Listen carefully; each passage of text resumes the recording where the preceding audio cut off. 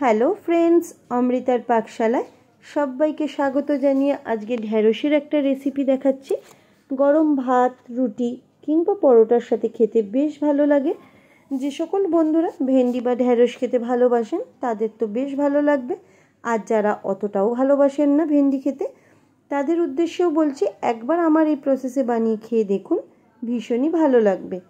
রেসিপিটা বানানোর জন্য আমি এখানে 500 গ্রাম ভেন্ডি নিয়েছি। আগে থেকে ভালোভাবে পরিষ্কার করে ধুয়ে রেখেছি। এবার ভেন্ডির সামনের আর পিছনের এই অংশটুকু কেটে বাদ দিয়ে দিচ্ছি। তবে এই রেসিপিতে ভেন্ডিগুলো টুকরো না করে গোটাই রাখবো। তার জন্য আপনারাও বাজার থেকে কেনার সময় ছোট আর নরম দেখে কিনবেন। খুব বেশি বড় কিনলে কিন্তু আবার টুকরো করতে হবে। তবে ছোট কিনলেও একদম ফ্রেশ ভেন্ডি কিনবেন, যাতে ভেতরে পোকা না থাকে।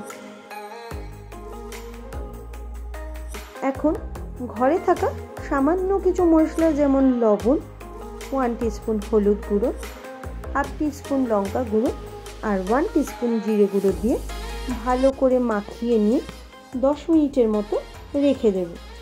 এই সময়ের মধ্যে একটা ছোট বলে 150 গ্রাম টক দই নিয়েছি, আর এর মধ্যে সেই একই সামান্য কিছু মশলা অ্যাড করব, যেমন সেই লবণ, হলুদ গুঁড়ো, জিরে গুঁড়ো আর কাশ্মীরি লঙ্কা গুঁড়ো। জিরে আর হলুদের পরিমাণটা 1/2 টিস্পুন করে রেখেছি, আর কাশ্মীরি লঙ্কা গুঁড়োর পরিমাণটা 1/3 টিস্পুন। এই স্টেপে দইটা ভালোভাবে মশলার সাথে মিক্স করে নিতে হবে, যাতে কড়াইতে দেওয়ার সাথে সাথে দইটা ফেটে না যায়। এইদিকে প্যানের মধ্যে 2 টেবিল স্পুনের মতো রিফাইন অয়েল দিলাম। চাইলে এই রেসিপিটা আপনারা সর্ষের তেলেও করতে পারেন। তেলটা গরম হওয়ার পর মশলা মাখানো ভেন্ডিগুলোও দিয়ে দিচ্ছি। গ্যাসের ফ্লেমকে মিডিয়ামে রেখে ভাজা করে নেব। 5 মিনিট ধরে ভেজে নেওয়ার পর এবার বলে তুলে নিচ্ছি। তবে এই স্টেপে 70% মতোই ভাজা করতে হবে, খুব বেশি কিন্তু ভাজা করব না। ওই একই কড়াইতে আবারও 1 স্পুনের মতো রিফাইন অয়েল অ্যাড করলাম। এর মধ্যে সামান্য কিছুটা কালো জিরে, একটা শুকনো লঙ্কা, কিছুটা থেতো করা আদা আর একটা টমেটো কুচি দিয়ে ভালোভাবে নাড়াচাড়া করে ভেজে নিচ্ছি। গ্যাসের ফ্লেমটা মিডিয়ামে রেখেই টমেটো আর আদাটা ভাজবো। ভাজা হয়ে গেছে অনেকটাই। এখন এর মধ্যে টক দইটা দিয়ে দিলাম। দইটা দেওয়ার পর গ্যাসের ফ্লেমকে মিডিয়াম টু হাইতে রেখে বেশ কিছুক্ষণ নাড়াচাড়া করতে হবে। এর মধ্যে যে বাটিতে টক দইটা রেখেছিলাম সেটাতে সামান্য একটু জল দিয়ে সেই জলটা দিয়ে দিচ্ছি, আর 1 টিস্পুন চিনি দিয়ে দিলাম। যেহেতু এটা টক দইয়ের রান্না, চিনিটা দিলে কিন্তু টেস্টের ব্যালেন্সটা একদম ঠিকঠাক থাকে।